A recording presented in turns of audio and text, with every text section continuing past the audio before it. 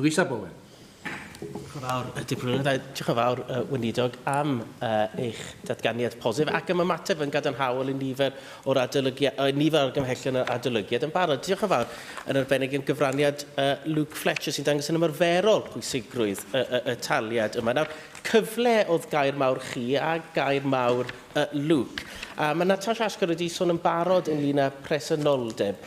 Mae bwys ar y cyfle i bawb yn ywedig rydyn ni sy'n dioddau o heriau penodol. A dwi eisiau jyst delio gyda rhywun sy'n dioddau o afiechydon cronig, rhywun sydd â'n ystyried dysgu ychwanegol ac anableddau eraill.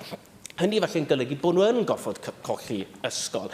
Ac os bod nhw ddim yn cyrraedd y trothwy presenoldeb, yna maen nhw'n colli y taliad. Pa gamau chi mynd i gymryd i sicrhau bod y pobl yma ddim yn cael eu colli, ddim yn syrthio rhwng y cracs, a bod eu amgylchiadau nhw yn cael eu ystyried. Felly bod nhw yn cael y cyfle yma hefyd. Diolch yn fawr.